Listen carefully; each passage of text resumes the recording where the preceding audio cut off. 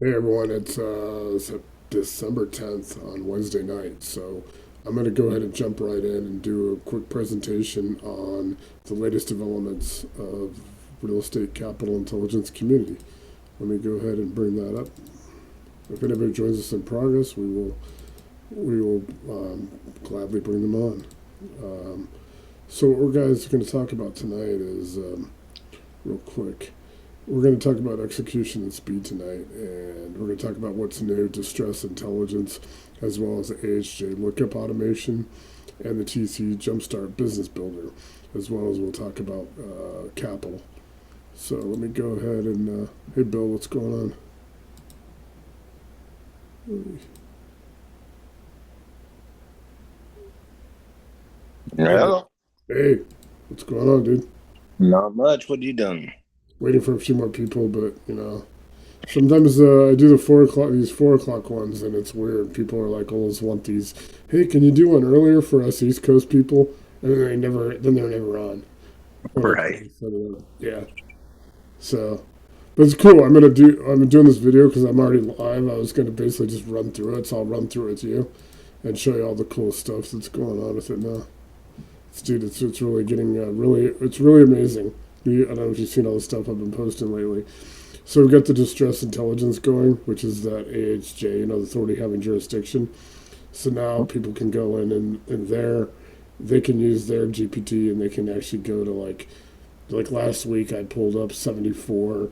In November there were 74 foreclosure filings in El Paso County, and I got all 74 of those for November. And I literally had that list within maybe 10 minutes of it being published by the county. Wow. So think about how that kind of speed, as far as getting these, people can actually set these up. Like tomorrow, I'll like last Thursday about between 3:30 and 4:30, I got four different emails from GPT from OpenAI to me, and I basically go to them and I could show you, they open them right here like this on my taskbar. They have like the activate. They have like the top foreclosure opportunities last week. Nationwide, there's some data gaps, mainly because there's data gaps because I'm not putting in the precise like buy boxes like all of you would. Because I'm like, so there's a few gaps when I put it in there because otherwise I'm like, it's hard for me to create one buy box when I'm trying to prime it for everybody has their own buy box. So there's a few little gaps that I have, and then I also got like actionable car distress opportunities, and then we got a 50 market roll up, which is pretty sweet. From the 50 markets, we're going to 250, and so that sends me actionable. Like last week was weird. I got DeKalb County, Georgia, and I got a county in Delaware, and then I got another. I forget what the other one was. Oh, Oklahoma. So I got three different I didn't even ask for them, and it gave me like 25 actionable opportunities out of all the foreclosure and all the surplus and overbid funds. Pretty sweet. So I'm starting to get a lot of stuff just automated, so people can actually go directly to like the county. They pull up the list. It basically gives like a little link. You click on it, go right to it. Like last week, I literally went to 9:36 in the morning. I went to Jefferson County. I went to let's see, Douglas County, and I went to Arapahoe County. Within 2 minutes, I had all three of the NAD files, the PDFs that the counties post on their website. So it had all the foreclosures, and there's also another one where like Adams County and Boulder County and all that stuff. So I've been going through all the counties in Colorado, like Weld and Larimer. Larimer and Broomfield tend to be in Colorado tend to be like slower than every other county, but like Arapahoe, Douglas, El Paso, Jefferson, all of them, they get a lot of really good data, and so it's pretty cool. So we can get that right away, and it helps people so they can actually. And there were 30,766 foreclosure filings in the United States in October. I just got the data this morning from the ATOM, which is ATTOM. They do a lot of data. It's a subscription, but I actually am able through RCIC through AI able to get their report. And so there are 35,000 foreclosures filed in November, pre foreclosures. So we have the ability to be able to take a lot of players off the chessboard if people start using this. If we had like 500 to 1,000 users of it, we'd literally be able to get all of the foreclosures and all the vacancies and all the evictions and probate cases before any of these prop tech companies like Deal Machine and PropStream even see them. We'd be able to take so many of these deals off the table, which is amazing. I mean, I can't believe how well this came together, especially the fact that it wasn't, like I said, like I've been saying for the last couple months, I didn't plan for this. So we have the whole distress intelligence program, which is key, and then it has the AHJ lookup. People can like in their first 30 days. I tell people just to use those links and go to their local authority having jurisdiction and start like seeing if they can sign up, because sometimes they can get an email from the county and they just get that and they get the notification by email, which is even faster because it's when the county press sends and publishes it, everybody that's on that list gets an email. Some counties have it, some don't. Most don't. Most actually don't have it, but we're trying to give everybody. Like I said, we can beat these PropStream companies. It's like funny because PropStream and Deal Machine people pay like $599 a month, and all they do is get like lists. Like you get 1,000. So with RCIC, people are able to set their buy box and literally take like the 74 properties in El Paso County. It could turn it down and said, here's the 10 properties, here's the 10 that meet your requirements and your buy box. And so it's a lot easier than for people to go through and, do 10 instead of having to manually go through 74. And so the whole idea is that people could go on at like 8:01 in the morning when it's published, and literally by 9 o'clock, maybe 9:30 at the latest, have it all analyzed, have the rehab, ARV scoped out, all the rehab, have it all lender matched, capital, passport, everything within an hour, hour and a half. Literally could have 2 or 3 offers and then have the rest. So people could do their investing of between 5 and 10 hours a week. It's looking like that. So what's going on That's with you? cool. What's new with you? Not a whole lot. I've been looking at several rental properties or investment properties. Um, Like Mesa County. yeah, over here in Mesa County, they're duplexes and 3 unit. And Okay. there was one that I was looking at. Oh, it was a storage unit, indoor storage unit facility. And Uh, I'm still thinking on negotiations with that. Um, I'm not 100% sold on it because I don't know if the numbers will work, but give me 1 second. it's an 80 unit indoor storage unit or storage facility.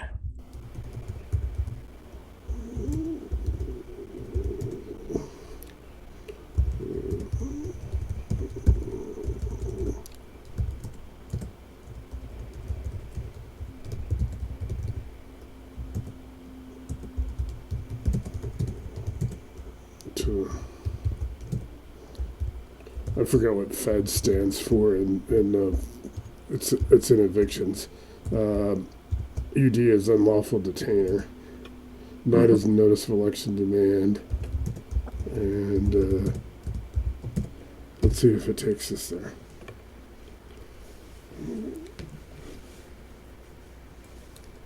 Sometimes it gives a little like pushback because it like can't actually go on their website. So then it puts the link. So then we can go to the website because Oh, it that's won't actually. So because it can't go through captchas and it can't like here you go. See where it's like going through it. yeah. Dude, nobody can search that many. I literally one time searched over 100 like in like a minute. So it's actually talking to itself, telling what it's doing. Huh. So right now it's checking Mesa County. Yes, here's the AHJ for Mesa County. And I'll make a PDF for you. But see these little links right here? There you go. There's the building department. Yeah. There's the building department. Here's the planning department, economic development. Here's all the recorded documents, foreclosure information. It's all the foreclosure stuff, and the Fed and UD, the courthouse. Hmm. Obviously, all you probably know this from your law enforcement days. Like everything's a judicial branch. Like Hmm. even if it's like a Mesa County court or a Jefferson County court, it's still all run through, which is good because you can go to the Colorado judicial branch and you can actually, literally, it makes it a lot easier to go get like probate court cases and stuff like that, properties. So we got the NED for notice of election demand for foreclosure leads for Mesa County Public Trustee. We can put in the date range of what we're looking for in the last 90 days or 30 days. And then it's got what their process is. And it's got their clerk and recorder. And then obviously FED and UD is for forcible entry and detainer, which is eviction and unlawful detainer. And then you got broader case, and then we got the probates, docket searches, and all that. Here's commercial opportunities, tax lien sales, property intelligence, finding commercial properties, assessed information, local development expansion signals. So yeah, so you can do a lot of this stuff with literally online, like literally with RCIC, do it all in minutes. That is so that is so cool. No, and the best part is I was going to go into it tonight because in addition to all this, I'll go through a couple of these and do printouts for you. I'll make some PDFs and stuff. But I also put in the TC, the transaction coordination program, and it's pretty sweet. It's like 20 modules, and they get like 25. Literally, I have 25 Excel spreadsheets and all I have to get access to run a transaction coordination business. And then today I'm redoing it today, tomorrow, all of the capital passport. So when people go through now, there's a lot of, I mean, literally, I'm putting all those pension funds and endowment funds I've always talked about. So we'll actually have like 19,000 in there, but there's only about 4 or 5,000 contacts, funders, lenders and stuff that really do real estate. But I'm putting them all in there just so, I mean, who knows what it can go through and find.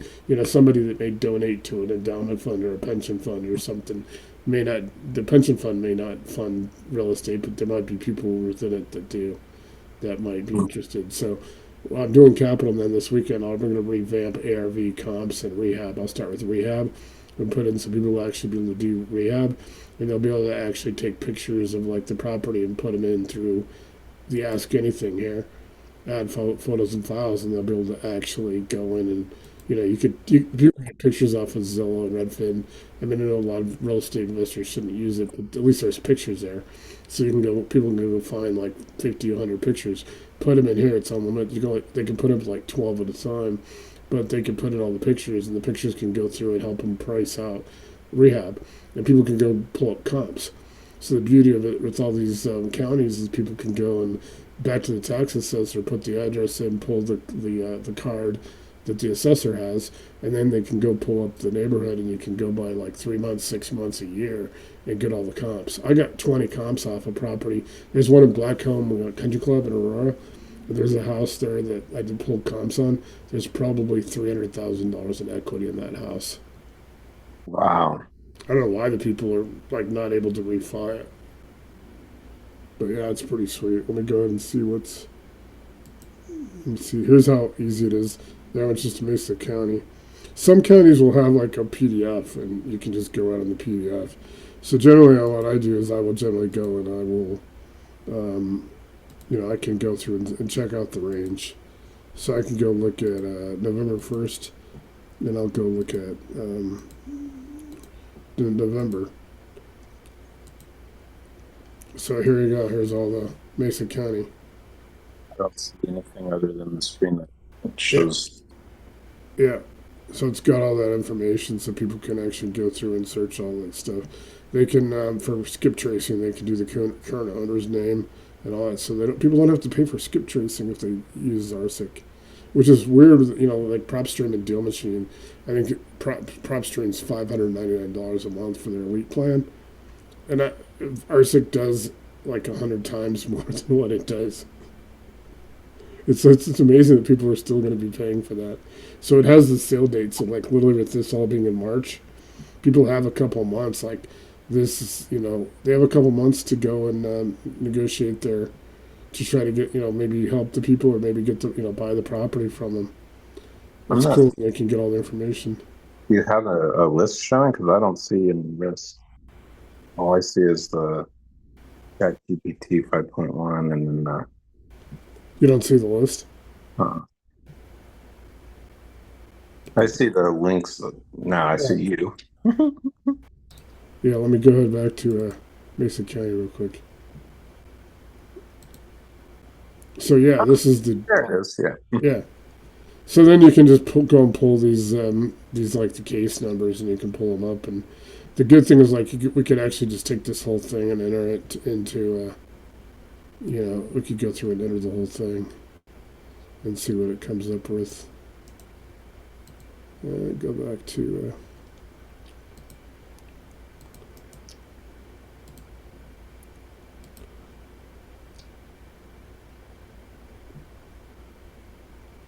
let it think for a second.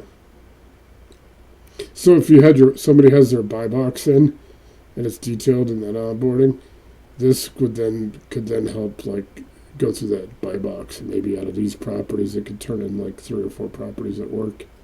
I think you need to switch me back over to the ChatGPT because Yeah, it's weird. I have to try to figure this out how this works. Let me go in because yeah, sometimes I'm like trying to figure out. I have to go back and forth. It's the only challenging thing when I'm doing Zoom. It's like hard for me to. It's hard for me to go to all these. And I started getting comfortable showing people because now I figured out how to go back and forth a little bit. But it sucks, a little bit on there because sometimes I'm like worried about people not seeing stuff. Like I don't when I'm just on it myself, I don't have to worry about the Zoom. I'm getting back, going back and forth between different screens. So this is actually 12 records are returned, and there are 10 of their actives. The NED is recorded, and so 2 are dead for now withdrawn. So it tells people not to work these 2, but these other 10 are working. So if people have their buy box. Hey, Julius, what's up? Sorry if I the messed your name up. Yeah, what's going on, dude? Hey, I don't know if you've met Bill. Bill's been around our group for a couple of years, so I just want to introduce you. So this is a gentleman who joined last 2 weeks ago, Bill. So he's okay. on board. So Well, uh, he's yeah, so pretty cool. So this is going through with the tier one. So it's talking about status, sale date, window, and equity likelihood and property type. So this is basically Willie's coming on now too. So this is basically coming on now with all the hey Willie. Let me see if we get Willie unmuted and get you guys all cool. Yeah, so this is actually able to take all these properties, and now it starts making out what it starts going through all the balances and stuff, and it starts prioritizing it. So these 6 would be a good priority, for the best spread and the structure options. All the NEDs are filed, and then tier 3 it takes out these 3 don't have very much spread. So if people have their buy boxes and all that recorded, this will actually parse down what's going to work for them. So instead of getting like that list of 74 properties from El Paso County, last week, you can get down to like the 5 or 6 deals that are actually workable. So uh-huh. people can actually then, and we are automating ARV, basically pulling comps. We have to go back, take the property back, and go back to the assessor page, and pull the assessor card, which you can actually generate. It'll actually tell you what you need to file, and you can just go and run your mouse over and copy and paste, bring it back, and then you can have the assessor card, and then you can pull comps. So you can Do pull we through have comps. It's pretty do we sweet. have, do we have a lender that, because I know that in order to go to some of these foreclosures, you have to be Yeah, no, you get the vetted. lenders. Yeah, let me because I just want to show that to you guys. This is what it looks like.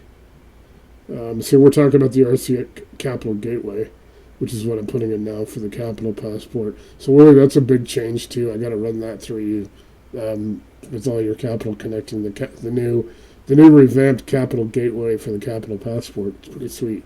I put that in today. Yeah, let me go back to. Let me see if I can get back to it. How hard it's going to be. Oh, okay. Go back to. Let me go back and. Sorry, I have to kind of maneuver. Okay. So when you come back on here, let's just pick this first one for a second and see if you have to do it won't do these captchas. So like I said, I have to manually do the captcha. and that's one. That's only really one of the negatives, but it's designed that way. So here you go. Here's what the actual information will say, and you can record this, and it'll have all the information. It's going to have the property address. It'll talk about his bankruptcy basics. It has the deed, a law firm if there's a law firm representing the lender, and so some cases there is. Like here's the exact. You get all the parcel ID. You get the legal description, subdivision, property address. So you can go through and we talk about how to basically do owner redemption. The law firm, like I said, the deed. Let's see if the deed is not isn't in there yet, but sometimes it's not in there right away. So here you guys go. Loan information. There you go, Bill. But do we have lenders in our group Oh yeah, yeah, that when we go to the, say, foreclosure auction, yeah. I mean, you've got everything will be set.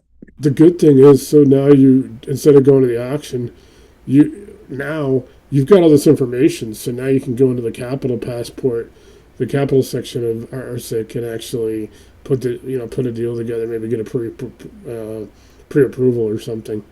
So you can actually go through. There's a lot of lenders. That whole list is of lenders I've put in there. There's like I don't know, something like around 5,000 funding Right. sources and stuff, and it'll match it and it'll score it. And I'm going to go into that before the end of the night. I was going to go back and show it to you guys, but here you go. This is all the information you guys can get. You can get the loan, you get the exact principal balance, you get the hazard date, you get what the outstanding is. It's a pretty good deal. Bank of America, and so it's a pretty good. You get all this information for that. So let me go back and real quick. I'll get back to. So I'm kind of working my way around now. So yeah, so what it will do now is you can actually go through and pull all this documentation. You can enter it back into your assessor card, but see you can get the you get a fast diligence pass per record, so you can go back and you can run them all at once. But you go back and you run the two or three of the 5 or 6 that work for your buy box. So it's got the recorded docs. You got the assessor record, so you can pull the assessed value, equity sniff test, so it can actually estimate a value versus balance due. It will be rough at first, but you'll have a pretty good idea. And then you get the occupancy, owner occupied signals versus a rental. It can actually start detecting that. There's a process in there we have for that. Then you got your outreach. So, it talks about like what your days are. Touch 1 when you first talk to them, your second touch, your third touch, your fourth touch.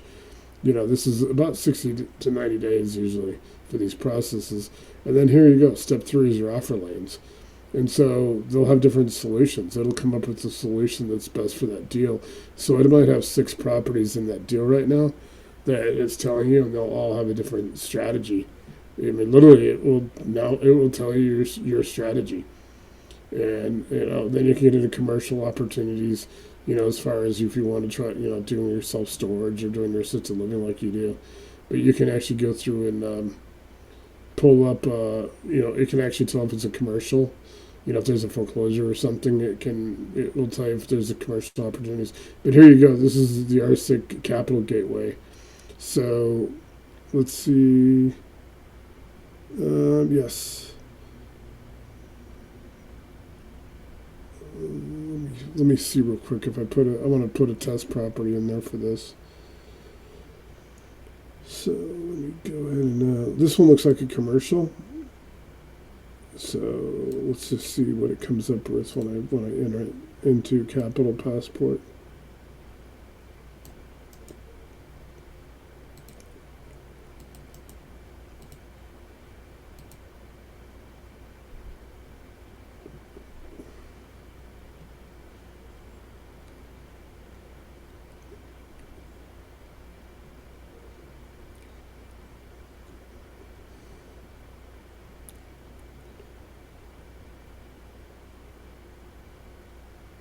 So it basically talks about there's no subdivision, and it kind of is guessing a little bit. It's rural acreage. I don't know if you know where that road is, Rough Canyon Road, And so comps, we'll get comps, try to get comps on this. I'm working on ARV and comps this weekend. They're in there now, but I'm going to be building this out even more. I'm taking everything that I've built and I'm building it out even more, so people have it a lot stronger. So you guys, we can get the public trustee file, and you get the foreclosure case, just like we'd go back to that file that we had, and we'd pull this file. It'll have the original lender servicer, the care, the reinstatement accounts. It'll also have the key dates when it's recorded, the sale date, and any continuances, and then any notes about withdrawals. So confirm this is actually active, and then we go get the assessor record. The property class, residential versus ag versus vacant versus commercial. We can get the lot size improvements, year built, owner, mailing address, assessed value. Then we can go back to the Kirkland recorder. We get the deed history, the deeds of trust, all the assignments, the liens. We can go through and do all that. And this takes like no time at all. It's just hard for me to go back on the Zoom and show everybody. So generally what I've been doing is just a PDF. So Bill, I'll run a bunch of stuff for you for Mesa County tomorrow too and send it to you on PDFs. Okay, cool. I appreciate that. Yeah. Because, I mean, this looks like a deal. So it'll also now get into your outreach. So it'll start your outreach plan because it's in March. You have runway. You have a lot. You have 3 months now, really, just over 3 months to negotiate this. So this is early, so people aren't fully defensive yet. And but people, so you want to go through. This is telling me this. It'll actually give you a text, like what you should send in text. And what you should actually help you write your email. It'll help you write the letters. It'll help you make the phone calls. We put a thing since the last time you were on, Bill and Willie and all you guys, comms mode. There's a thing called comms mode now that we have 7 modes in this, and I'm actually going to be adding a couple modes. I'll probably be more like 10 modes by the time we're done. Comms mode is basically all your communications, all your strategic communications, all your texting, all your emails, all your letters that you write. It's how you talk to people, and it can also include influencers. I put over 100 influencers in this, and they are people. There are some people that are obviously real estate people. Grant Cardone. I put Steve Witkoff, who's a big billionaire real estate investor. He's an ambassador right now for. He's the one who's negotiating with. He negotiated the Israel Gaza Palestine thing a couple months ago, and then he's doing Russia Ukraine right now. But he's a big time real estate investor. I put in like a bunch of influencers. There's even sports people like Peyton Manning. I put in like Danica Patrick. I put in like some history people, some World War II generals, things like that. So you could actually go and how would Gary Nesner of the FBI negotiate or handle this situation? And you can go with all his writings and all the stuff that's known about him in history. It basically can adapt his style of how to talk to how to write, how to talk to people, like with Chris Voss, the other negotiator, using empathy and framing, and it gives their actual style. So if people don't feel like they can go and they need some help writing, and they can get some help writing. I mean, I don't think they can write like Taylor Sheridan, that TV producer guy with all those shows on though. But it's pretty solid, man. I put 100 influencers in there. So it gives you the options, everything. I'm not going to go through these word by word, but I'll do a PDF. But it actually does give you your options. And then we get to the Capital Gateway. And this is what you'll like, Willie, because this is what I've updated the Capital Passport with. And so this turns an actual deal the submission needs. We got the value proof, the hardest part on rule and acreage. And we got a clear exit and a backup exit, any access utilities notes. And then basically it goes into the Capital Passport, which is basically the the CCP stands for Capital Confidence Pyramid, and it's basically and I can send that to you guys. It's in the Facebook group as well, but it's basically there's 5 elements to a deal, to basically approving funding. And you guys have probably been in the group for a while, probably seen me present it once or twice. I know Jesse's probably seen me produce it like 10 or 12 times. But there's a whole process for this. And getting to our lenders, like you were asking, Bill, it's getting to people, well, Willie's on right now, so like you can go through with Willie, but other people in our organization, we have tons of them, tons of capital people. And with this, now, because you have all this information, you're not going to an auction where you have to make a decision on the spot. You got 3 months to work on this. You probably don't, you don't even have to go to the auction at all. You got 3 months. Going to the auction. Yeah. I love going to the auction. Well, I know if you like going to, that's different, but you really don't have to in most cases anymore. like this you could actually have all the information. Hell, if you wanted to, you could go straight to the bank and negotiate with the bank, and hey, if these people would go in default, would I be interested in acquiring this property?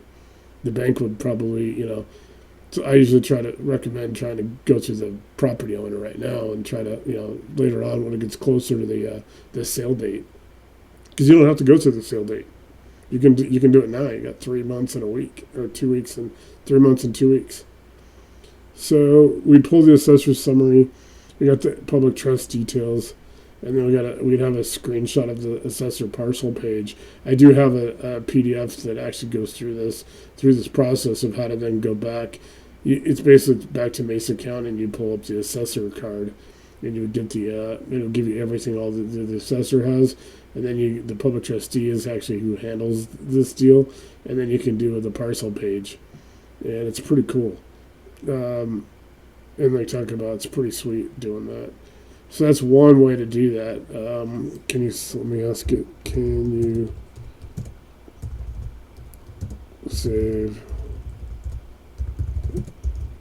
Mesa County information in a PDF?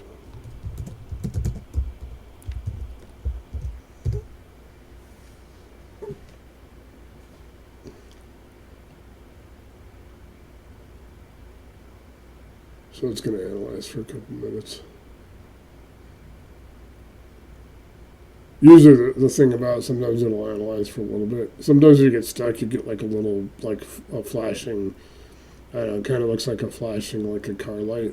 when you're in it, or it's like, it seems like it's buffering. So either I just usually am patient, or I will try to do the refresh, which is here. In some cases, I may just have to. I don't want to do it. I try not to do it on Zooms because then I have to work my way back to the Zoom. But you can just, people can actually just stop, close out and then reopen. I have my link down here, my icon. So here you go. So here it saved it. So here's this PDF for you, Bill. All the Mesa County information I just pulled up. I'll send that to you after we're done. Thank you. I appreciate it. So, I mean, like I said, there's a whole lot of information we can go all the way back through. So it's kind of cool. Like, you can go back and just scroll back up. You got the building department if you need inspections and code. You got the planning department. Everything. Like probate, all that stuff. So it's all kinds of cool information. It's pretty cool. You can get the property intelligence. Here's the assessor lookup. So, you can go back with the assessor. And so now you'd want to enter that street address. And you can have the parcel number. You got all that off of that earlier. So you would have that information off of what we just pulled on it. So you can get my address, parcel number, owner name, neighborhood, intersection. You can search. Switch screens. You need to switch screens again. Yeah. So that's kind of cool how we can do that. So going through that. So what we started doing today too is I talked about. I'm going to go through a little bit on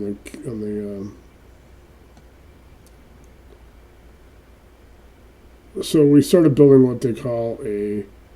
I'm going to kind of start where I was going to go earlier. You guys will see this. This is what we're offering new people that haven't come on board yet. Still the same deal. But what we have now is, like I said, we have the. We've changed it up to the. Basically, like I said, it's the capital matching and lending, and we have the capital passport and the volumes of CCP, which is the capital confidence pyramid. It's pretty sweet. It's all in there. So I'll kind of give you guys a little rundown. I'll try to scroll up here and I can show that to you. And I did make I'm putting this together. I have this in rough, so I'll have this done tomorrow, officially in the final version. But it's pretty cool. You can get a lot of, you get a lot of the clear numbers and the clean documentation. It's all defensible value. It's all realistic, and like I said, we got over 5,000. I mean, you guys can sit there and go. Let me try to pull up real quick on.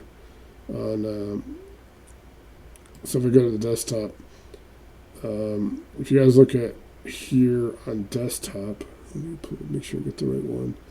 The combined capital sources and lenders. So I can review this document for the viewers. So this is just one of my databases. This one I built. I actually took some databases and combined it, and then I've got the 101, and altogether we have over 5,000 like lenders and funds and funding sources and stuff. Have a lot more than that. We could go up to almost 19,000. I can show you guys what the FOC, the Family Offices Club, I acquired in 2019 and 2020. I acquired like 17,000 contacts. These are contacts, they're not firms. Some firms may have 7 or 8, 10 contacts. They may have some vice presidents and stuff like that. But altogether, it was like 17,000. So this is good. So this is a walkthrough. So this is a, we talk about, let's go back to the Mesa County real quick. So I just hit with the same. I'll send that to you as well. Trying to go on. Let me try to get that real quick. Try to make sure I get the right thing.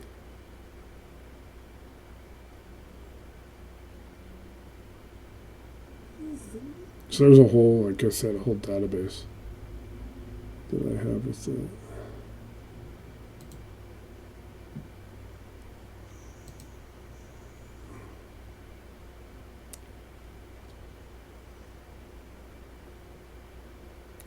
Trying to get the right one. Yes, if you can.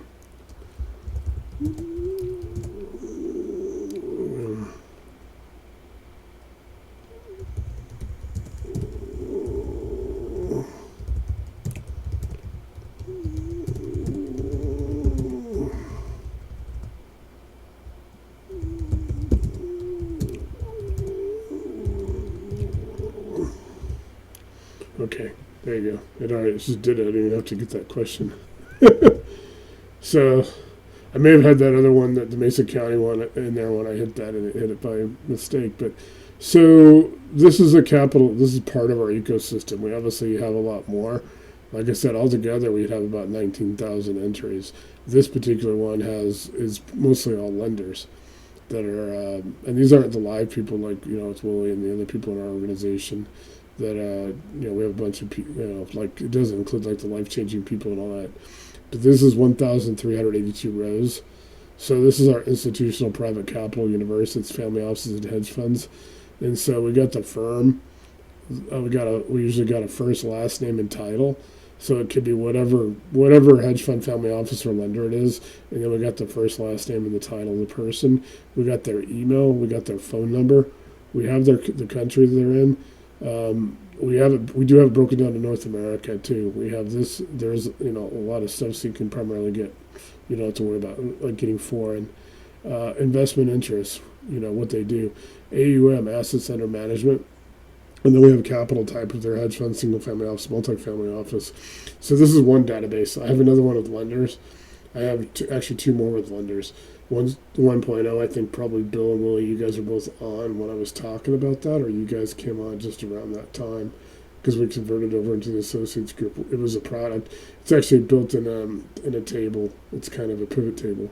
Pretty sweet. I can get that. I can pull that up as well. But this is like all of the hedge fund family offices and single family offices. Pretty sweet. So on that, like I said, we have USA 686 entries. Then we have the United Kingdom, Canada, Germany, but 686 entries there.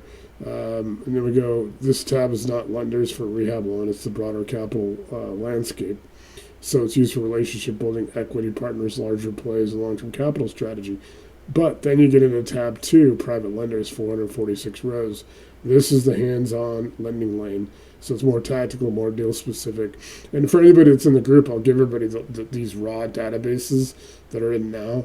But ideally what it is that capital passport, that lender matching, capital confidence, all that stuff is designed basically to go and research, and so the AI can actually go and find, maybe 8 lenders in Texas that can do a deal, a flip or something, and it matches up to, pull their information out of their what's in these databases, and it'll go to their website. It'll do. I mean, it happens in seconds. And it'll basically put all the information together for the lenders. So, Bill, that's where you'll find a lot of your lenders once you're in there. You put all the deal together, the ARV comps, all that stuff like you normally do, which happens in minutes. Like I was saying, somebody could actually go to that NED in Mesa County at 9:01. Let's say it's published at 9 a.m. You go to it at 9:01. You start that process. You go to the you go to the public trustee. You go to the assessor. You pull up. Probably within about 15 minutes, you've pulled three. You've gone to the Mesa County, three different agencies there, and you got all the information you need. Then you can go in with Zillow, Redfin, Realtor, and all that. Pull your pictures to enter it, do your rehab, do your comps, put your ARV together, and probably within about 30 to 45 minutes, you could be hitting capital passport and lender matching, and it'll also help you write the offers. So imagine now if you can actually, you got all the information, you know what you have to do to make the deal. You put the offer together for the seller, and then you have it match the lender, and you have it all done with like an hour and a half if you got a deal. It's pretty sweet. That's what this thing's designed for. So obviously we got all the information. We got lender name, we got contact information, primary funding type, secondary other funding, and then we got the most common types. If they do construction, SBA, mezzanine. And then this is the Who Can Fund What tab. It's built for lender matching by deal type, timeline, leverage, and borrower profile. So since you guys are all members here, I'll go through it just so anybody's watching the video with the prospects, meaning people that aren't on board yet. We don't hand out spreadsheets inside. RCIC members get access through a matching process, so the right deal goes to the right lane. That protects the network and increases approvals. For you guys, you're all already on board. Basically, it's the back end directory. It powers capital matching, what lane fits you, lender matching, which partner lane gets the deal, tracking outcomes, approved, conditional, decline reasons. It'll also score it, and then people like that are in our group that are live that you guys know, like Willie and stuff, the people that are on, all those guys from Life Changing, all that stuff. They can be in here, but I have to put them in manually once they're onboarded.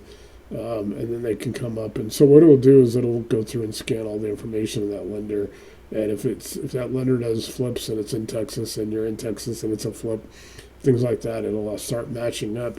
It'll give you all the information you need to actually and help you prepare the packet, like in seconds to minutes, of helping you prepare all the information to get to the lender. It won't let send anything to the lender for you. You still have to manually save it as an Excel, save it as a PDF or Word, and then send it yourself. Which is generally what happens. So right now it's a strong list, but I have to put some more operator columns, which is what I'm doing now this week. I'm actually adding some stuff, partner IDs, status, geography, and asset types. We're going to have speed. It's basically going to give everybody a rating. So it's going to say from 0 to 100. Obviously, if you're 90 to 100, that deal is going to go through. If it's 80 to 90, it's probably going to go through. You might have to do some massaging. 70 to 80, it's still tougher. You get below 70, it's probably not a deal. Could you possibly really massage it? Maybe. But anything under 70, anything under a score of 70, you pretty much want to know that it's probably not going to be a deal that's going to get funded. So we also we have two tabs. We have capital sources, institutional, and we have private lenders, deal funding. So inside RCIC, this powers capital matching plus lender matching. So we don't give out the list publicly. Yeah, and members can, like I said, I'll give everybody that's on board now. At some point, I'll probably cut that off because we don't want a lot of people just out there blowing through the list. And that can happen, where everybody starts just contacting, and they especially family offices and hedge funds, because not very many people even in our group are really, not that I wouldn't, if somebody wants to really try to go to a family office, I wouldn't stop them, but I would try to get them some guidance, or I try to discourage them, because you don't want to waste your time really and upset a lot of people. Keep in mind though, also, and I have to make sure everybody knows this, most of these are databases I've acquired. I don't have like a relationship with 99% of these in here.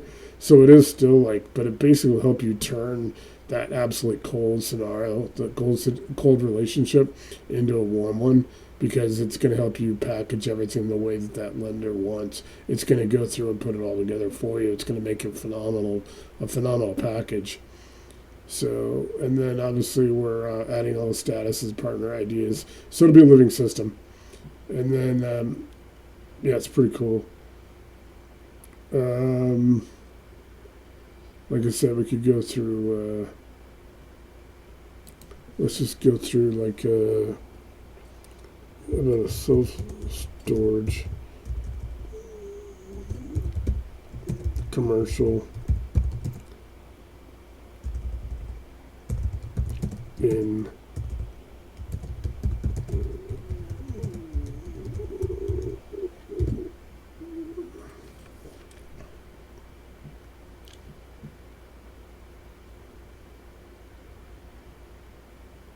so it's going to read through that. I don't know what's going to exactly what it's going to say in that particular. Sometimes you have to be a little more specific. Sometimes you don't. It really depends on. Here you go. See, it's talking. It's talking to itself, which is a good thing. It's always going to show you. It says, here's the playbook for the self storage in Mesa, Colorado. Where your opportunities. I'll make a PDF for you on this bill too. What AHJs matter and the exact public tools to use. So buy existing facilities, and then obviously build whether you build or expand. So it gives you a whole thing on here. Here's your development code, current land development code, and there's your zoning and hidden deals. And so you got the AHJ map. Obviously, we went through a little bit already. So we want to find the candidate parcels. We got the GIS viewer. See, I told you this is sweet. It brings up the assessor, the GIS information, all the zoning and allowed use. And so then you can validate the commercial feasibility. In under 10 minutes, you get the access to turn lanes, ingress, egress, flood, wash, grade issues, adjacency, power, water, sewer, site coverage, fire access. And then you get into, obviously, a purchasing bid, city ground junction. You got the capital angle. So now we get into it. How to finance self-storage in Mesa County. We got acquisition, bridge, stabilize, refi to permanent debt. You got a construction loan if you're doing a new build, lease up, perm, preferred equity, JV equity. So you just kind of got to then work your way through it, Bill, and to kind of, if you have it, and it walks you through the process, and then it will line up lenders. That's how the capital passport and all that, and the matching works. So you got all your numbers, you find the facility, you find what you want to buy, the property, you do all that information, the assessor page, all that, do your rehab, do your comps, do your, all that rehab, and then basically by the time you get to this point, it's going to basically give you your scenarios. It should give you 3 different strategies, and then you can put all these informations together. So I'm trying to tighten this up, and then I don't know, yours is going to be an existing one, probably, right? So just for shits and giggles, I'll put in existing.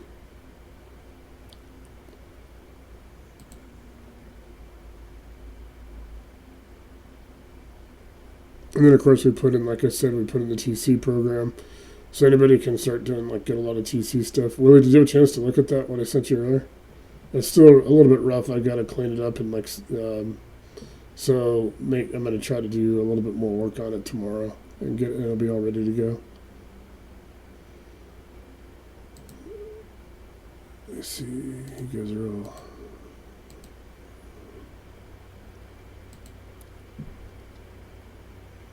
So this goes through all your, here's your scenarios. If you're 500K to 2 million, mom and pop. If you're going to be 2 million to 7 million, you got value add, and it's going to give you the 7 million to the 20 million institutional.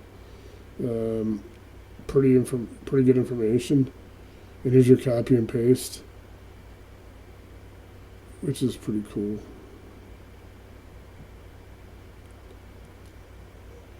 So what are you looking in the price range, Bill? What are you looking at? Generally thinking. I'll just put in, for right now, I'll put in the tier 1 just to kind of give you an example. But obviously now you've seen you can actually expand that.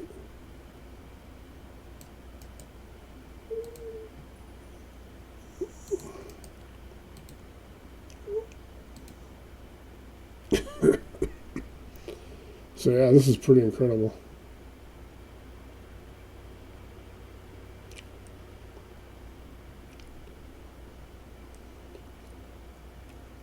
So it'll give you your you can copy and paste this, and it goes to your target price, your target profile, unit count 40 to 200, occupancy 70 to 90%, your swoop side for upside without a dumpster fire, best of value add, below market rents, no online leasing, no website, no Google presence. That helps get it a little bit cheaper.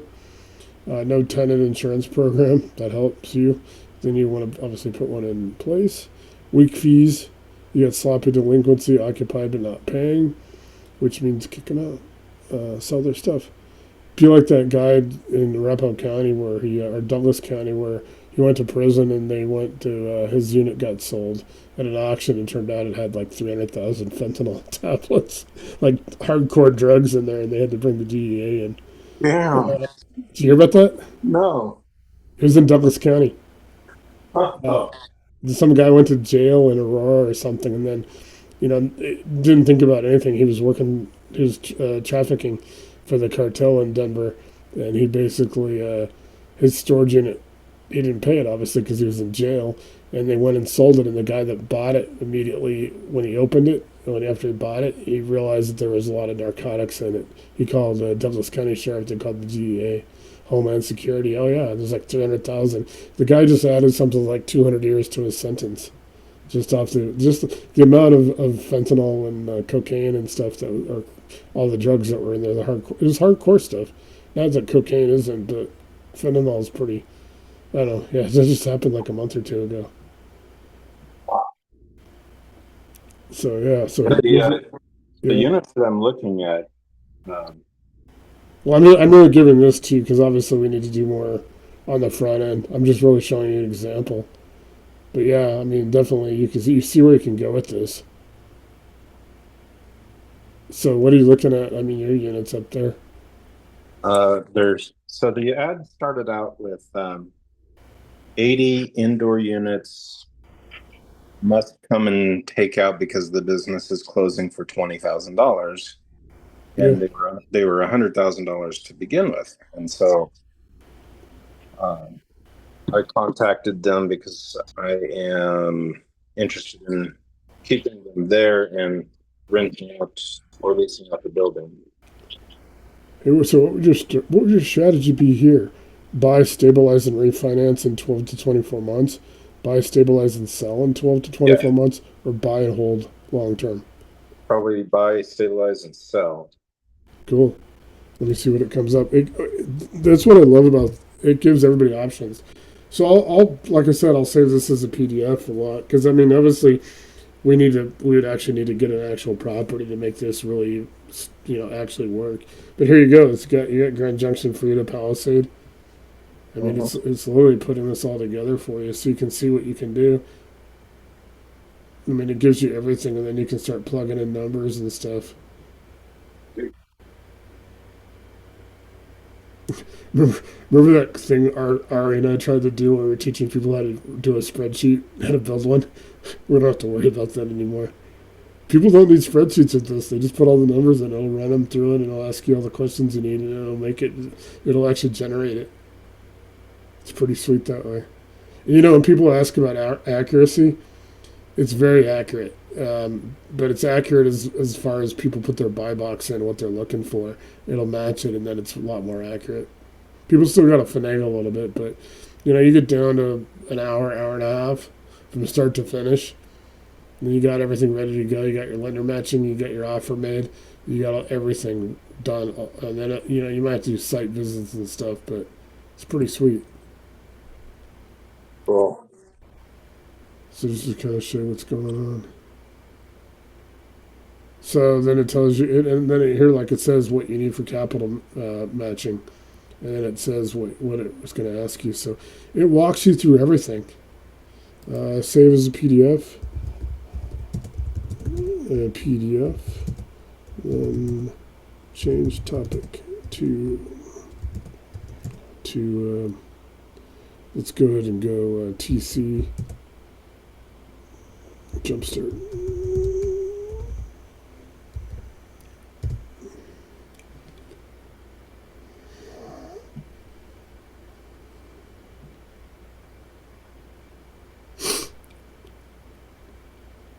So in other words, when people get it, it is like you see on the chats in my projects.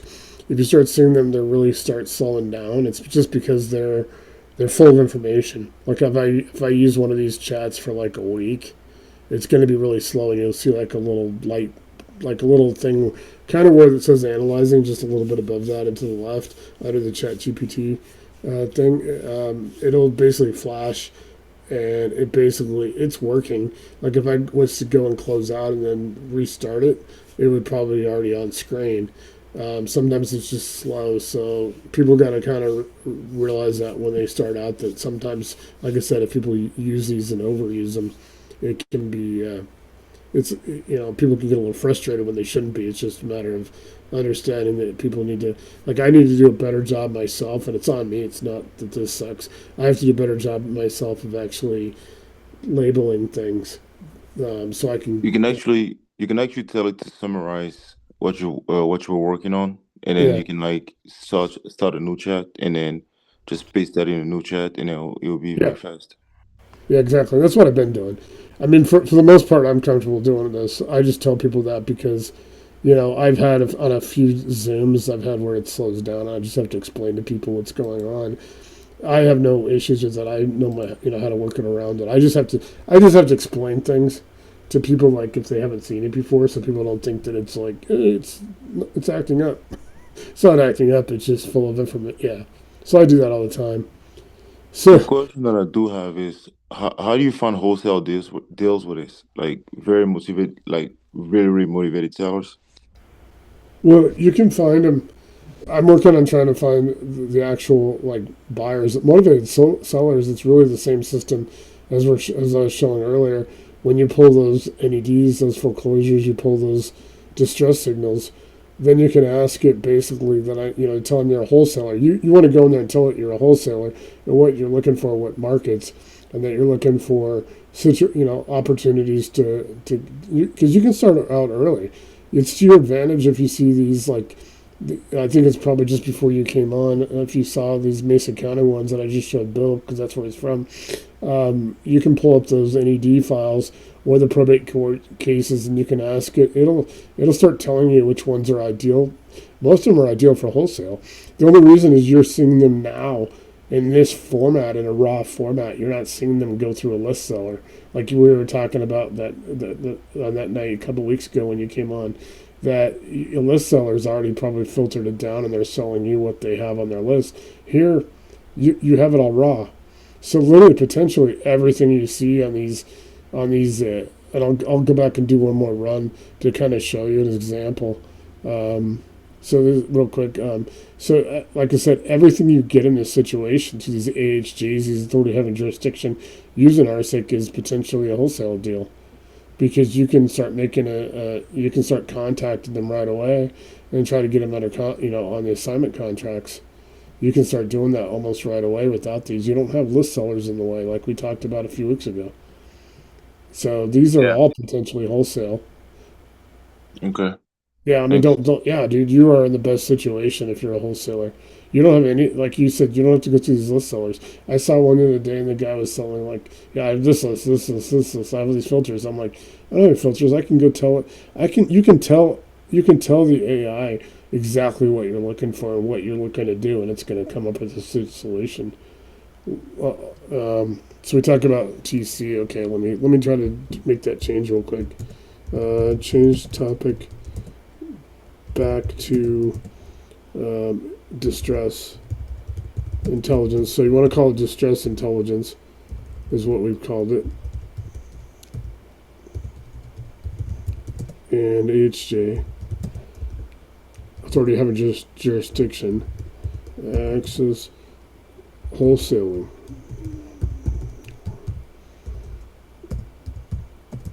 Should be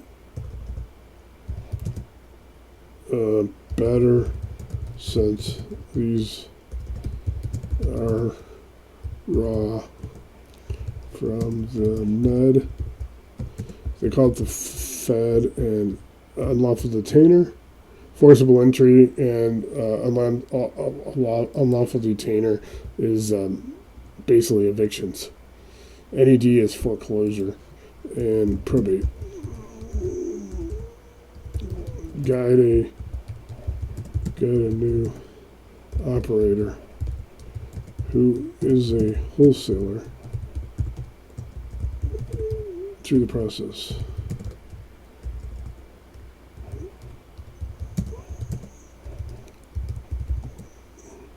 Cool, let me get Bill, the other Bill in. Hey, we got both Bills in.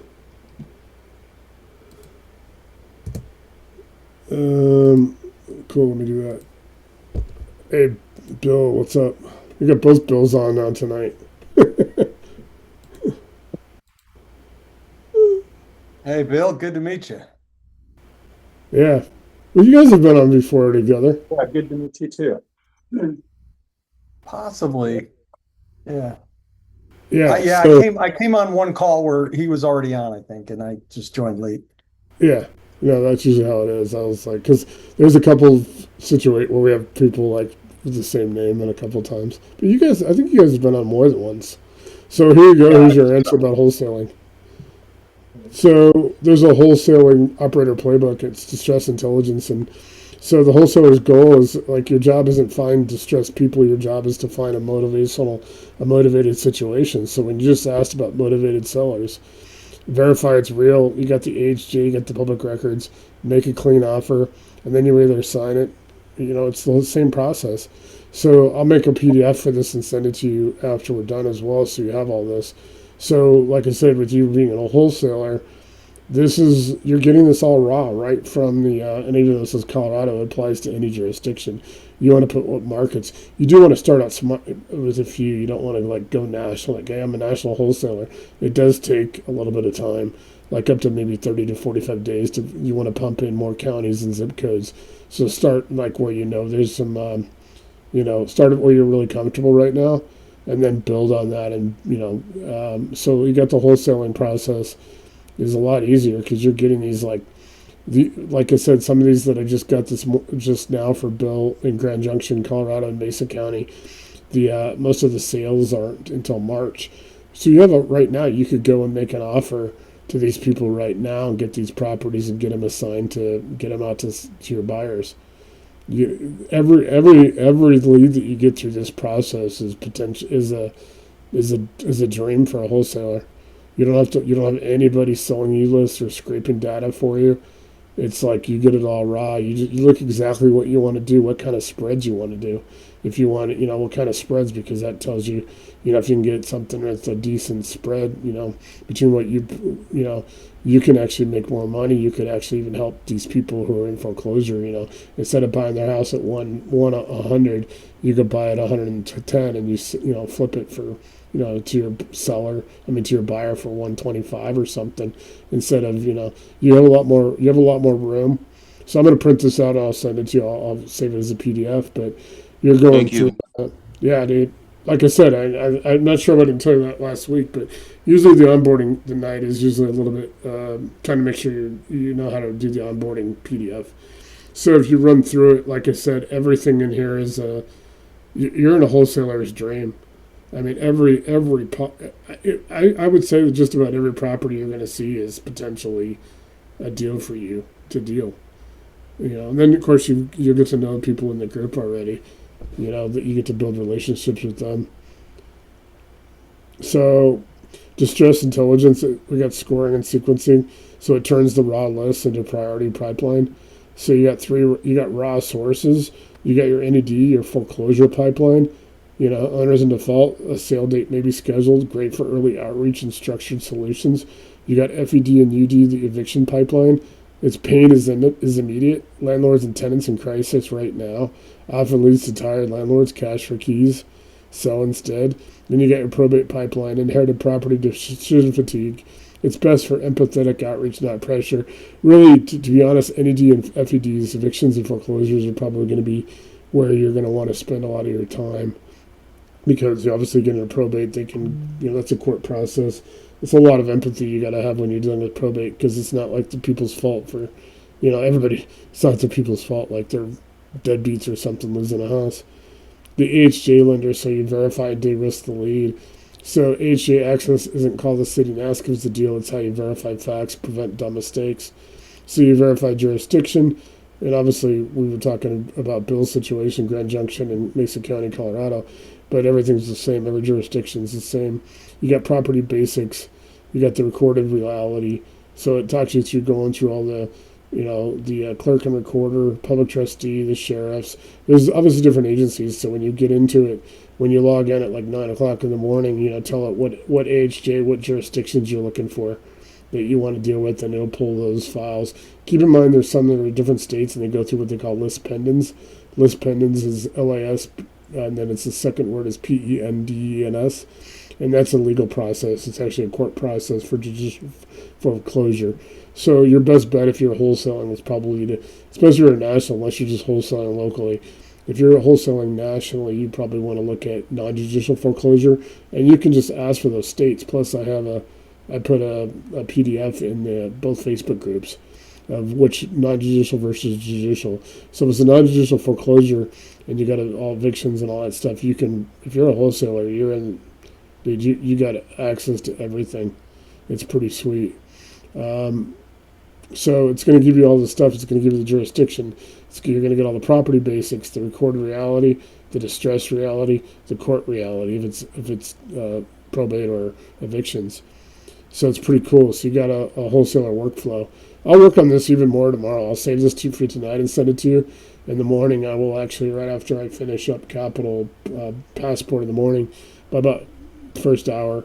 By the second hour, I'll build the wholesaler stuff because I know we need that. We got a few other wholesalers in the group. We don't have many, actually. I think we have a total of 3 people that wholesale. Thank you. Yeah, man. Like I said, this is kind of like really, I think, what your probably third night you've been on. You were on that Wednesday and Thursday together. So yeah, you have the raw list, and then you verify and enrich it. It goes through the whole process. Like I said, I will have this. I'm just going to go ahead and it'll say Mesa County, but just plug in any county, any jurisdiction you're looking for. But like I said, don't go and like I said, the big thing is try to enter it. Try to enter your counties, your jurisdictions. Don't put a bunch in at first. Put a few in and build it over. Like I said, otherwise, you want to build it up. Find the places that you're most comfortable, and the places that especially if they're close and you can verify them, like you could drive to them or not. If you're going to go national or even regional, then you kind of build it slow.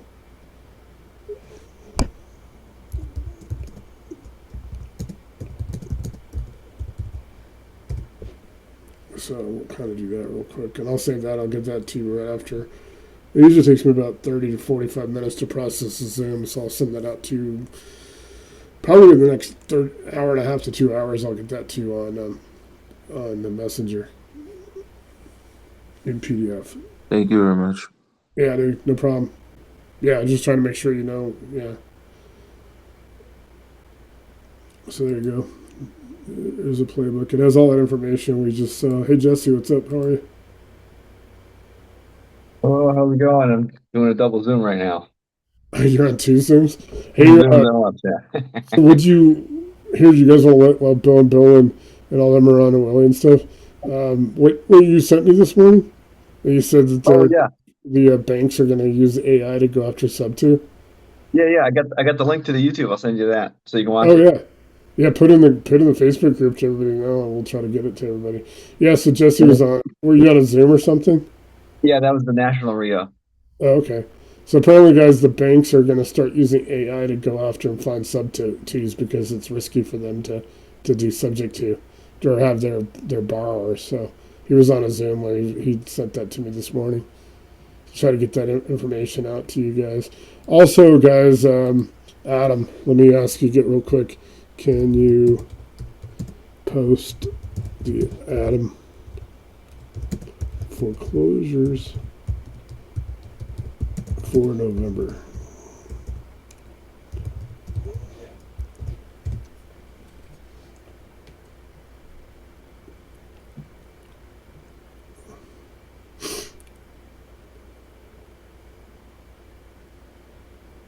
That may say it's not officially out, but it's out, so I might have to search for it. I just saw this. I actually fed it into this morning.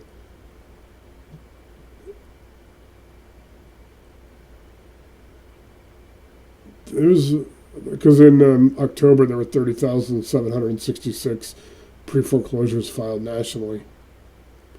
So it doesn't have the actual Atom export like the uploads here. So it's basically just kind of giving you what it can find. So right now, guys, this is the foreclosures in November. So total properties with foreclosure filings 35,651. Default And notice. how are you getting that info? How is it grabbing that info? Atom is, and I forget exactly what their website or what they stand for. But it's a data company, and they put this out every month. And so do you have a subscription to that? And is that something I need to do on my end to grab the stuff that I want? Well, this is like the total number, yeah. This is the National Mortgage Professional. There's a 17% rise, since last year. Here's month to month is down 3% previous month. It gives you all the foreclosure starts. Here's New York Post, all the foreclosure starts. All the bank repossessions, 2,884. And then it's got the highest foreclosure filing states, Delaware, South Carolina, Nevada, New Jersey, Florida. It gives you all that information. I'll make a thing of this too. It gives Mesa County. See, I get all this information. Then when you guys put in the AHJs and the jurisdictions, you should be able to get all the data from them. Adam's not going to give you the actual foreclosures. It basically aggregates and it pulls in from all the different reports and aggregates it. Oh, I got you. Okay, so you got to get it actually from the county. Yeah, this is just because this basically aggregates how many were nationally, and then there's a whole different process to figure out foreclosures. I mean, not foreclosures. Evictions are a lot harder, and so is obviously probate courts. But you're talking about 35,000 foreclosure starts in November, and then 30,766 in October. So in third quarter, there were 101,000 foreclosures filed nationwide in third quarter. So fourth quarter will probably be about the same amount. Will probably be about 100,000. So that means realistically 400,000 potentially a year foreclosures, and that includes all the other distress signals. So you guys can put that in there, knowing that. Especially if you're like nationally, if you guys are national wholesalers or doing anything nationally, being able to know these states like Delaware, put those states on that report. I'll post this in the Facebook group and then get it to you guys on the Zoom tonight. But it's also, like I said, it's really, you get this data, it can help you a lot. Go to these places, in these states that are huge and these jurisdictions that are huge on foreclosures. Like there was that list is 74 in El Paso County, Colorado. There was 30 in Adams County, Colorado last week, and that was like for November. Every county is different. It's pretty interesting. So we go back up to here. Let's see. You got the National Mortgage Professional. So it talks about here's December 10th. So it's today, month to month. It's down. National Mortgage Professional. And you got, so it gives you all the sources. When you guys are talking about it, you guys got all the sources here. Here you go. So let's see. There's one state hit the worst. So property data firm Atom. And then November marked the 9th straight month of year-over-year foreclosure hikes. So let's see what comes down here. Yeah, I got to check out. Sorry, guys. Yeah. Hey, cool. Good catching up with you. I'll send you that stuff tonight. Delaware. Awesome. So the highest amount right now, the highest foreclosure state is Delaware right now. I didn't even know that until I saw that this morning when I pulled this. So yeah. So it gives you all your access. It gives you all your sources. Like I said, every one of these things gives you a source. So I got that. This is pretty cool. It's pretty good you can get that information. So we were able to get all that information we talked about on, was it Saturday? Did we talk on Saturday or Sunday? Oh, we talked Sunday. Sunday. Yeah. I had another hour and a half conversation on Saturday, so sometimes they run together. Yeah, did you get all that information? Did you get all that stuff that we talked about done there? I don't have it. I don't have it in there yet. No. Oh, okay. I did get your San Mateo County thing that you did for me. Oh, okay. So thank you for that. I haven't. I guess I still just don't quite get the connection on how to feed this. You know, I mean, Well, like I said, it's 70, and it's hard. It's hard to explain in this. You get go into these counties, going to these and bringing back these NEDs and these different documents that they put out and having to enter it into the system. Like so, ideally, you want to find a county that is publishing. Hey, here's the latest list from. Yeah, and so there are some issues with some counties that don't do that. Like I was explaining, and I'll explain for everybody in the video. Some counties are very sophisticated, very put it out right away. Like they'll like on a clockwork. Like you could count on like some counties, they put it out every Tuesday once a week, or they put it out every Thursday once a week. Some put it out every 2 weeks. So that's why I tell people when they first like onboard and they start going through that first 30 days, they'll put their links in and go to these links like like here where I posted for these these mortgage websites and stuff, information sites, the same way. Go and learn how those counties are, because some of them you can go and you can get the list. It'll be right there on the screen, but you got to click on the individual properties. Some of them you can actually go get a PDF that has all the properties where you can come back and enter it. What it's going to then do after you enter the properties is then you can parse through, and if you've built your buy box, it should pull out. If you put in 50, it should pull out 4, 5, 6 deals. How many deals are going to meet your buy box? You can go back and work those specifically. So you want to enter those back to what they call the assessor card. So a lot of times you're going back to the same county. Most of the time, so if it doesn't say assessor or tax assessor or something like that, ask it and it'll send you to the same county, generally the same just a different agency within the county, and you can go pull the assessor card, and that's where you come back and it has all the tax history.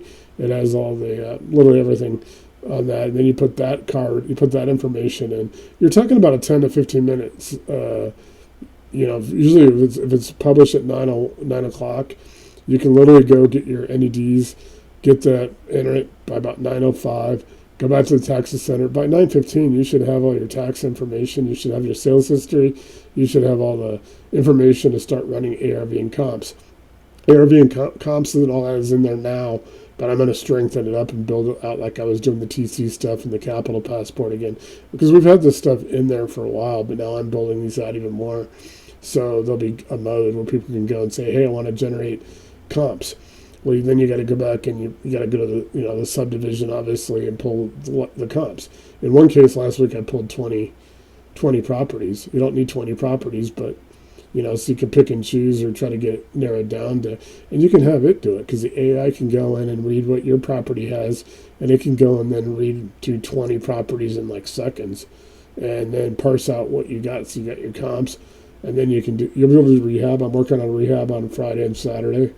This week I'll have all of the rehab touched up. Everything I'm doing right now is building on what we already have, so it'll just make it stronger, and it's pretty sweet that way.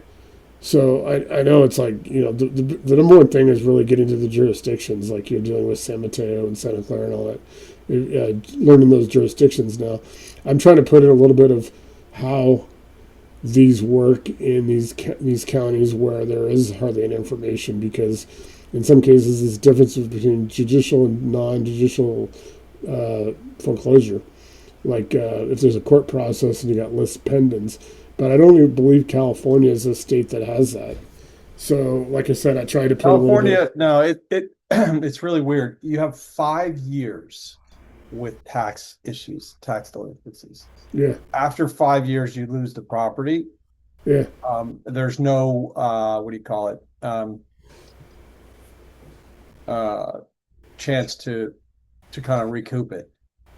If it gets to the sale, there's no I can't think of the word right now, but you know what I mean. Yeah, I know. Yeah, exactly. So no, it's just like I said. There's some little things, and that's what I've been kind of telling people in the onboarding process. Just go and go and learn that AHJ in that first like 30 days because they could be different. You could have like RCIC, like we just did it. I just had to do a capture right before you came on tonight. I was doing for everybody else. We went to a jurisdiction that had a capture, Mesa County, Colorado. I had to put in a little puzzle to get it to work. So there's things that you still have to manually do, but literally we were able to pull up 15 records out of Mesa County, Colorado. It was pretty sweet. Like I said, I'll get these tomorrow. Let me queue through a couple of these real quick. It might take a second to come up. So like I said, I've got obviously I got my promotion stuff, but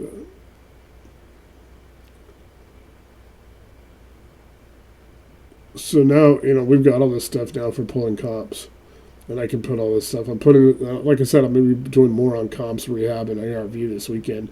Even though it's already in the system, I'm going to be building off of this. What you guys see on the screen now. So you guys will be able to go pull your comps and do your ARV and all that stuff. But a lot of it's just learning these AHJs, these different jurisdictions, and how they put materials up. Because even in Colorado, you could have two counties next to each other. Because it can be of a different vendor. They could use a different vendor. So in some states, I could enter an ED range and actually put in like November 1st through November 30th. It'll give me the range and every foreclosure filed in that range. It's the difference, like I said, is often just the vendor, who they use, what software, what program. They don't all use the same vendor, obviously. So there is an issue there, but that's why I tell people, you might be working 4 counties, billing Northern California, and every one of them has a different vendor. So you may have a different process, and that's why I sit there and I try to make this so people can use our systems across the board, but you can't obviously, you have to kind of learn how that AHJ has, what vendor do they have and what process they have. They might be different. So I'm not going to try to put in like 30,000 different counties in this. It would just take up way. So I tell people, take what this is like kind of like the base, and then go in there and learn, the differences in those counties, because it's usually just going to come down to the vendor. So I got my nationwide gaps. So the reason, like I was saying earlier, I have gaps in some of mine is because I'm not putting in a defined buy box like all of you guys should need to. When you're on board, obviously you need your buy box needs to be built out. So I have some gaps where I can see some things that are generally what's going on, but I don't have it exactly because I'm not building it exact, because otherwise I have to build one for. I mean, it's your choice. Everything in a buy box is what you want to do. So you guys will see sometimes I'll be talking about a lot of times vaguely, because it just goes back to the vendor discussion.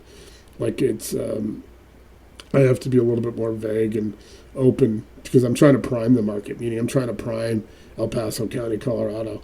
So if somebody else wants to do El Paso County, Colorado they want to invest in that, they're going to put a more defined buy box in that. That's going to parse those deals. So I'm putting all this together, List Watch Hub. We got the on-ramp. You guys remember that I'm calling these little links that you guys see that I'm clicking on to go to these counties. I'm calling them on-ramps and off-ramps, just like you got to think of RCIC as an interstate highway. When you see a link, you basically are taking your off-ramp. When you're coming back to RCIC with that information, because you may have gone and got that PDF that you downloaded, or you may have copy and pasted. Like in some cases, just use your mouse, copy and paste, bring it back to the Ask Anything. Those are the on-ramps and off-ramps. I'm trying to show you guys just a few bigger things that I'm working on, because a lot of stuff's going to get very, like I said, for you guys, it's building you guys got to define more, be more defined in what your buy box is like. And I'm going to keep coming back to that because, like I said, I have to be vague. I'm building for the whole thing, but it's like I'm not building for specific counties or situations.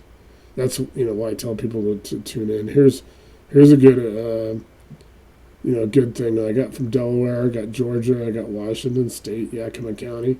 This sent me these signals. and it actually will send me these reports. So I made a little thing, visual for it to post. I decided to post it because sometimes you guys will see, like you can imagine, there's a lot of text on this. Sometimes you can go and you don't see it right away, but sometimes there'll be like little typos. And so basically this was, here you go, this is actually what I just turned into that visual. So Delaware Kent County, here it gives me foreclosure status. It'll actually go through and give me all these, like, Little Creek. It'll give me these different properties, 11 properties, and the property status report for for December 4th, and it'll tell me what's going on that in these areas. This is a list I get every week. I didn't even ask for this list, and it sent me, these are 25. You guys can see actionable items.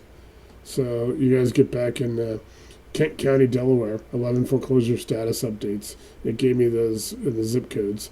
It had Fulton County, Georgia, and it gave me tax liens and judicial foreclosure liens. It gives me information. Yakima County, Washington. Like I said, I haven't even put any of these counties in as far as me going. It's just in the general markets. So it's searching through there. So when you guys get this programmed in and you guys, there's your buy box and you send your agents out, which you deploy your agents through agent mode, and agent mode right there. So you guys use agent mode to send your agents out. You get 40 of them a month. That's when you want to deploy it. Hey, can you go and check, my buy box against these markets? You put in your markets by county and zip codes. It's going to come out. It's going to take a few days. It's going to cycle through, but you're going to start getting these on a regular schedule. I'm doing them weekly because the amount of stuff work I'm doing for everybody across the board, I would go through my agents in like a week. So I'm basically just I had to kind of make it more defined to kind of show you guys proof of concept. Like I'm trying to, on these sessions and all these one-on-ones that I do, I'm trying to make sure that I help you guys define your buy boxes because you guys will get this specific information. This is incredible stuff. It's got an official sale list, and it gives a lot of good information. Your signals, property status, especially for anybody wholesaling and stuff. This is great information because these are usually some good. These are surplus funds, and I'm putting together something for surplus funds because, again, every jurisdiction, even counties, can be different rules. Colorado, you cannot have a business. You cannot make a profit as a vendor or a consultant or a broker for 2 years after a foreclosure, where there's surplus funds. That means that the lender has bid. Let's say that the lender is owed $200,000, but the sale was $208,000. Where does that $8,000 go? Because the lender's only getting $200,000. What they're getting, they're not getting excess. They're not getting $1 over what they're actually owed. Right. Doesn't it go back to the county before that? Yeah, it goes back to the county. But then the counties in the different states have different laws. So you're saying in Colorado they will hold it for 2 years before. Well, no, if you are the seller, you can claim. There's a process, and I'm trying to learn what it is, Bill. I just haven't. Like I said, I just learned about this. I imagine there could be 3,000 different processes, right? With every county. And I'm trying to tell you guys that this exists, so make sure, just check it out in your own counties where you do business, what their policy is, because there is an opportunity in some cases to go claim it. There's extra revenue there for you for your deals, but there's a process. But like I said, I'm trying to give you guys the general. This program exists, but again, just like vendors are different in Adams County, Colorado, from Broomfield County, Colorado, they're right next to each other, right next to Boulder County, and they are completely different vendors. So when I go to Adams County, I can get information like, dude, I can be on their website for 3 minutes and get everything I need. Whereas Broomfield County, I probably got to spend 10 minutes just looking around from the link I get from our little on ramp and off ramps, because their counties, their website, their vendors aren't as robust as Adams County. So you guys, that's what I'm trying to tell you guys, everything in these counties, when I tell people to onboard, once you onboard that first, 7, 14, 12, 30 days, it's important to visit the AHJs that you're actually dealing with, because you're going to have more information that you can plug into your system than I can put in there. I'd have to put in thousands of, you guys can then go specific, and that'll help. That's why it becomes predictive. So everything you do, Bill, is going to become predictive. With San Mateo, Santa Clara, all the counties you have, and you want to put in the counties and zip codes, and then you can import information. You can ask it to add it keep memory of it. And that's why I said you may want to eventually build your own GPT, which you can really easily. Like you guys go to like explore, right? This is the explore button. I haven't shown you guys this one yet. So here, if I go to explore, this is actually where I go and I have my GPTs. So you guys, there's home base that I have, and there's the prompt assistant, all the chats that I have. So you got to have the link for that one, got to have the link for that one. So that's where you go to build your, that's where you guys go to build the GPT, and you guys go to see, here's what you guys see, all the questions when you guys see the conversation starters in the prompt bar. This is where I go and I program a lot of stuff. Yeah, I can put my upload my files and all that stuff. It's pretty good. It gives you 8,500 words. So you guys can see this now for the first time. This is probably the first time I ever showed anybody. This is actually where you put all the, everything in. This is where I have to load all the information and that I build into it. So this has everything in there. See, that's all the information I have to put in there. So when you guys want to go and build your, your own GPT, you can. It's pretty simple that way.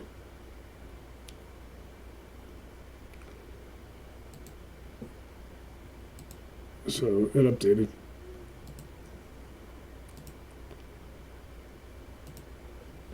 So I'll go back down to, yeah. So that's kind of interesting. That's kind of what I was talking about. So all these are surplus and overbids. And I get these now I get different reports at different times. So you'll get a report, like I'll get it in my Gmail, and I think I've posted a few times. It's just a link. It'll say, hey, you got this report. It gives you a thing you click on in your email, and it takes you, and it set these up. So it takes me right back to GPT, and like, it would be like when I push this button, it would be like, I get an email, and I click on it in my email, and it would take me and already have, and as soon as I came to this, it would bring me right here. So that's when you guys start getting your reports back, so you guys can see, and here, I made a guide. A lot of stuff that I'm trying to show you guys want to do on your own once you guys have it start populating, because like I said, if not, I can't do thousands of them. So it's pretty sweet. We'll go back to the capital confidence pyramid. So we got, like I said, thousands of lenders and stuff, the 1.0 database. I got the lender databases, family office databases, all that stuff is in Capital Passport. But yeah, like I said, it's really amazing once you guys start plugging in. And for anybody that's really, you guys are getting these like, within, some jurisdictions, obviously the filing happens, it gets public. It's all public information, so they have to publish it. If you literally, I will literally get these emails I talked about. I'll literally get them tomorrow afternoon. I'll get like 4 of them, and I'll plug them in, and I'll have all the latest information that I need that it's sending to me. You guys will get the same thing with your agents, and then you'll have all these properties. So when you'll get access to these 35,000 foreclosures. These are great situations. That's a lot of potential. Take 35,000 if we had 500 people in the group, or we even, everybody's out there pulling their own lists in. Guys, we're taking players off the board. You're basically eliminating your competition, and that's what's good for like wholesalers. You're getting these things like literally when they become a public record. The list sellers, the people selling lists. I was in one group, and I'm like, I didn't realize that the guy that was the admin for the group is actually the guy selling all the lists. And he's got, I got this list, I got that list, I got that list. I'm like, you know what? All my people that have RCIC that can do this, they can beat everybody to list. The only thing they can't really do, that it can't really do, is go find people that are maybe, they want to sell on their own, they're not in real distress. It really can't. I haven't figured out how to do that yet. That's just, this is like low-hanging fruit. So go out there and get these foreclosures, get these evictions, you can get nuisance properties, you can get probates, you can get, you can even ask you for utility cutoffs. I can connect with XL Energy or Core in Colorado, and I can pull up cutoffs. and it may be another signal that people are in, and it's not the strongest one. I'm still going to go foreclosure, eviction, and probates, because those are definitely situations where the property is going to change hands. Utility cutoff is easier to cure. Somebody can go pay their power bill and get it put back on. There's other distress out there. Nuisance properties are probably fourth, but not as prevalent and not as easy to obtain. Guys, these are all on the table. You guys have all the information in the world you need. You can plug it in. You can run your assessor. You can run your, and right now you can still do ARV comps and rehab, but after this weekend, just like I'm doing now with TC stuff and I'm doing with capital, guys, I'll have all that tuned up over the weekend, and we'll have you guys will be able to tap right into it, and it should be pretty simple. I tell people, a minimum of 7 days, 7 to 14 days, but a maximum of 30. If you do 8 to 10 sessions in that 30 days, and you start hitting these AHJs and start pulling this data, it's going to walk you through it too. Or if you can't get a hold of me, you can ask it how can I get this data into process to get my ARV, get my valuation, get my comps. It's going to walk you through the process. I made this so it's just really just you communicating with your Ask Anything with your prompt bar. So it's pretty simple. Anybody got any other questions? I'll probably cut out now. We've actually went an hour and a half tonight. So yeah, if you guys want to do any calls or something this weekend, I'll be available as well. Did you start an hour earlier, Nate? Yeah, on Wednesdays I did because some people were doing Wednesdays who were on the East Coast. Got it. So it's Well, Jesse's in Massachusetts. it's a 3 p.m. start for me then. Yeah, but on Thursdays it's a 5. But I'm not going to be doing the 4 and 5. I'll be doing 5 o'clock again in January. Okay. So tomorrow we have 5 o'clock. I try to do Wednesdays more open to the public, where I can invite people that are like prospects.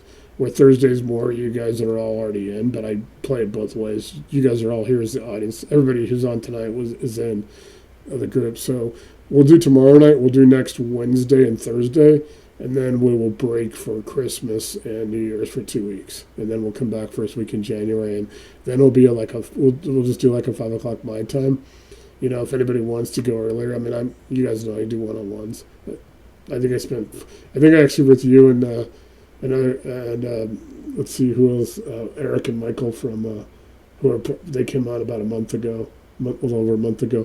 I did about an hour and a half with them on Saturday, and then I did another 1 hour. So next week's normal, but then after that we're off for 2 weeks, right? Yeah, just because Christmas is on Wednesday and Thursday.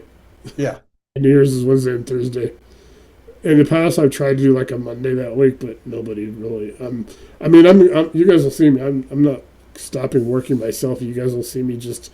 I'll be at my parents' house for 4 days, but while my dad's watching Discovery Channel for the 18th time on 8th Air Force from World War II. I'll be in the kitchen working on my computer, and then because that's what I do a lot of that when I'm there, and then I'll be still doing a lot of stuff during those 2 weeks.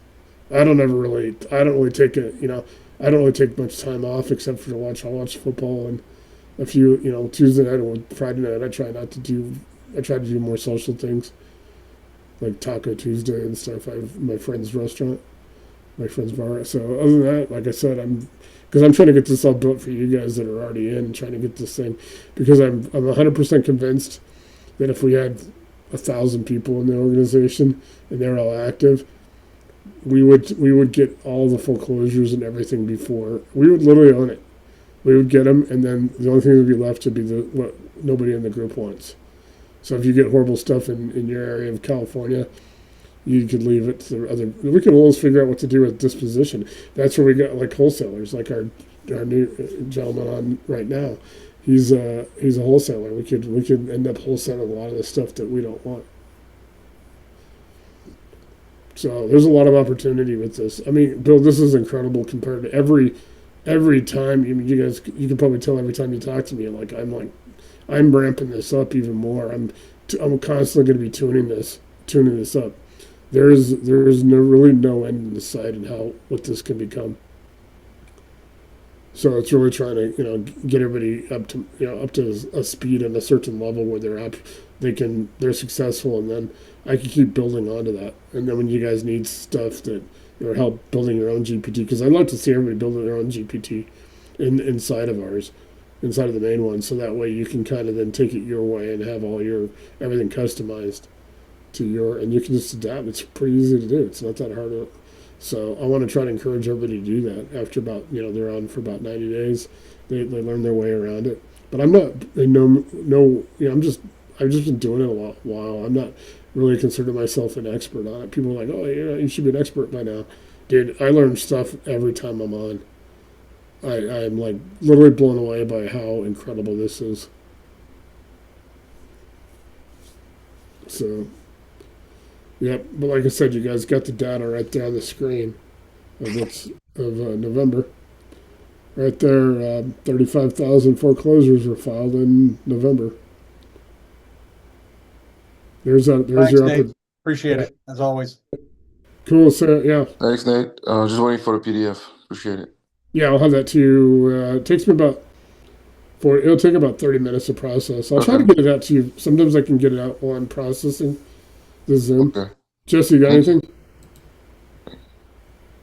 No. Cool. All right. Cool. I'm going to process the Zoom, and then I'll get those PDFs out to you guys. Thanks. Have a good night. Okay, cool.